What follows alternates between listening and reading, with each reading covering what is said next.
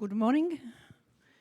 We had a wonderful night, polar celebration, but now it's one more interesting day. And please, I invite here Mr. Riho Västrik, Professor of Documentary, please.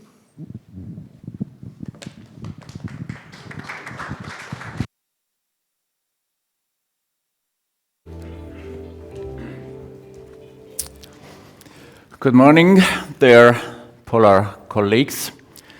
I'm very pleased to introduce the documentary Ice State by the Estonian grand old man documentary filmmaker Andres Sööt. It is filmed in 1969 and 68 in Antarctica at Soviet research stations, primarily in Novo-Lazarevskaya.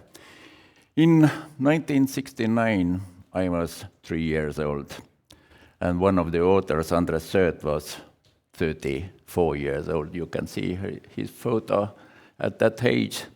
Today, Andres is with us. He is now 90 years old.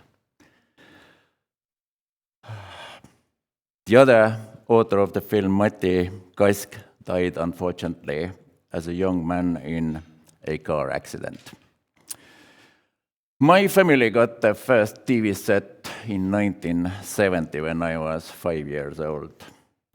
And Ice State is one of the first memorable documentaries that I watched on TV repeatedly.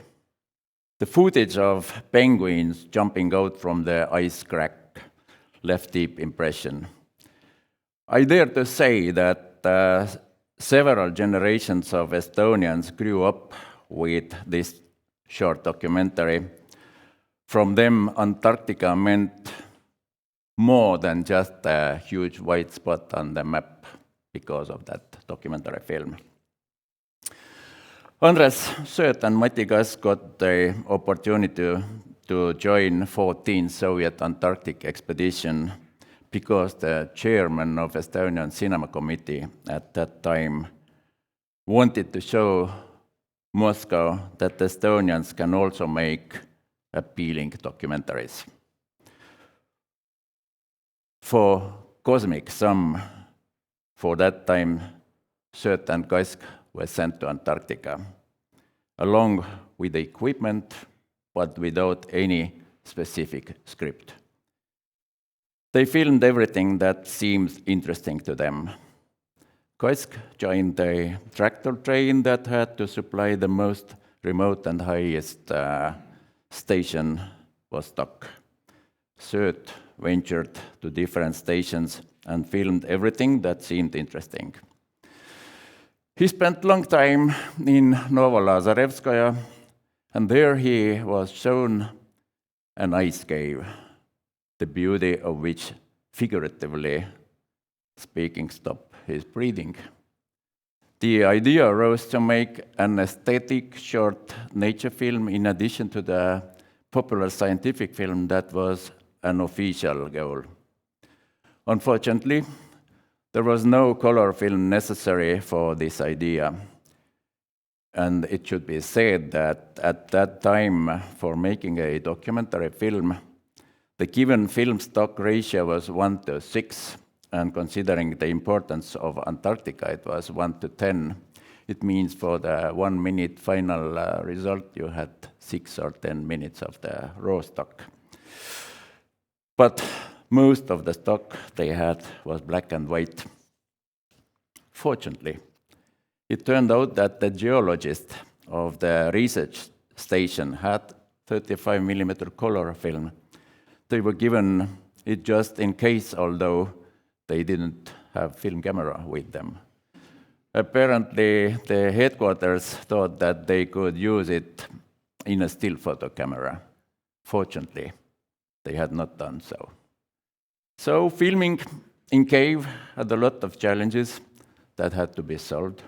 For example, how to light it, how to make smooth tracking shots without rails, etc. And the film was not developed on location in Antarctica, so the risk that the camera had scratched the tape remained until the actual development several months later. But fortunately, everything went smoothly, and Sööt edited the 14-minute film Ice State in Tallinn, and it was released in 1970. This film was accompanied by extraordinary audience response. Ice State was shown in the popular programs of the Soviet Central Television, and it can be assumed the film gathered tens of millions of viewers in the USSR. And as I mentioned, me and my family were among those millions. A few years ago, this short film was restored, and today we have the opportunity to see Antarctica in all its glory from 55 years ago. Let's enjoy it together.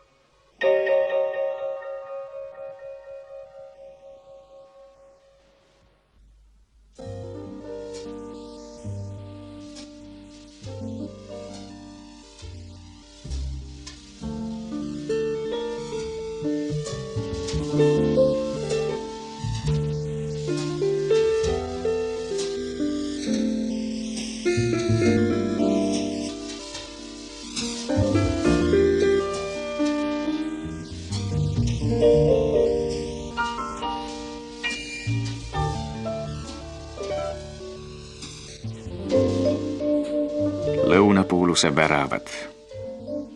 1000-aastased jäämäed, vaid väikesed tükid Antarktise jääbarjääri küljest. Maad siin niipea enam ei kohta. Ees on Antarktise jääriik.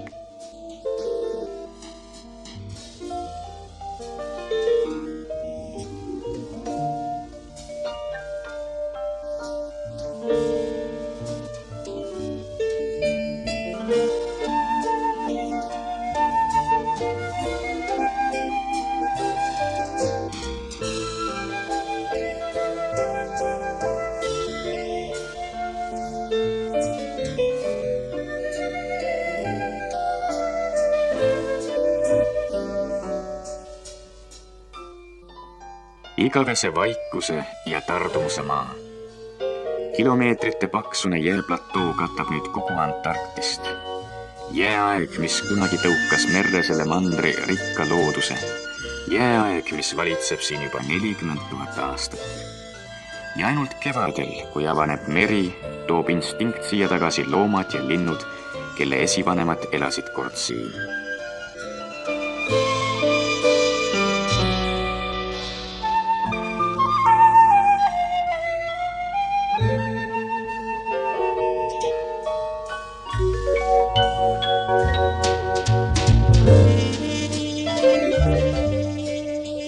Võib-olla ainult järeltulijate veres püsib veel kauge mälestus soojast ja rohelisest Antarktisest.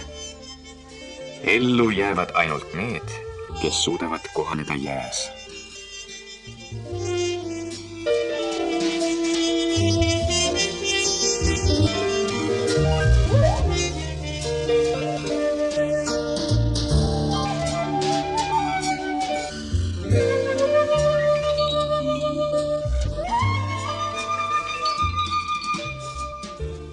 Jää aga jääb endiselt tummaks ja elutuks, kuigi pika polaarpäeva ajal paistab päike peaaegu vahet pidamata.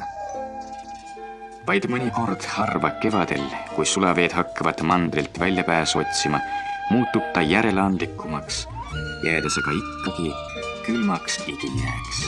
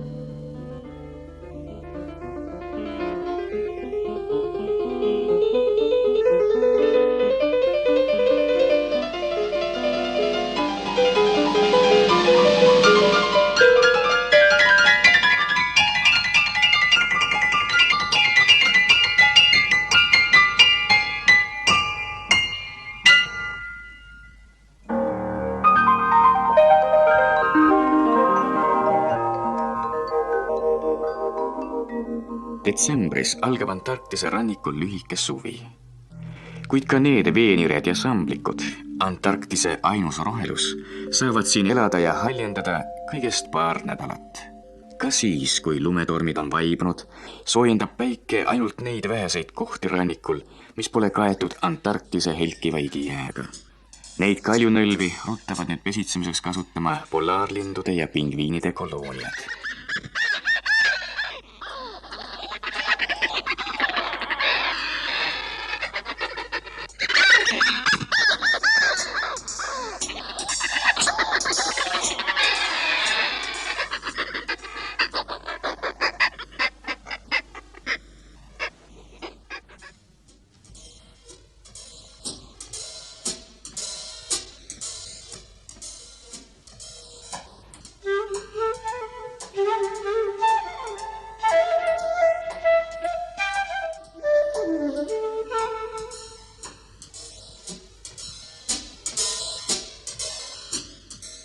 Antarktis on üks neist vähestest paikadest maakeral, kus inimene pole veel oluliselt mõjutanud looduses valitsevat rahu ja tasakaalu. Seepärast äratab inimese ilmumine siia rohkem uudishimu kui hirmu. Ja ka jääkarud, hüljeste suurimad vaenlased, elavad siit kaugel põhjas, maakera teisel poolusel.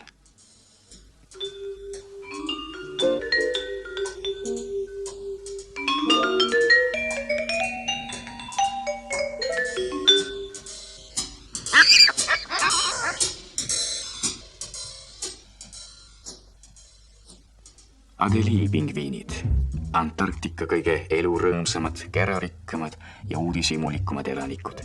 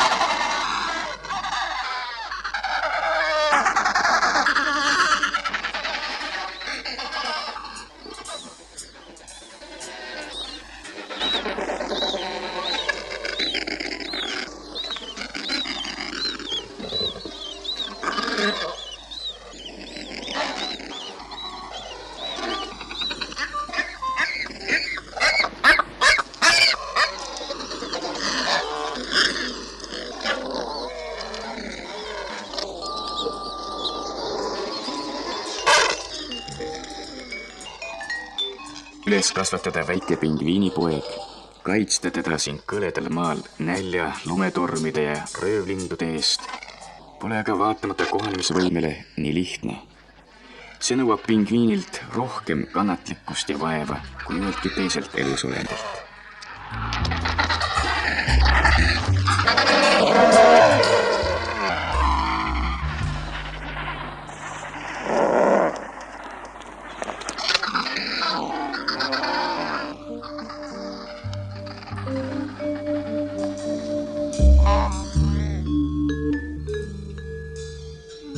Ei tahaks nagu uskuda, et peagi algab uus talv ja need pingviinipojad, kes pole jõudnud halastamatu looduse vastu tugevaks kasvada, peavad paratamatult hukkuma lumetormides.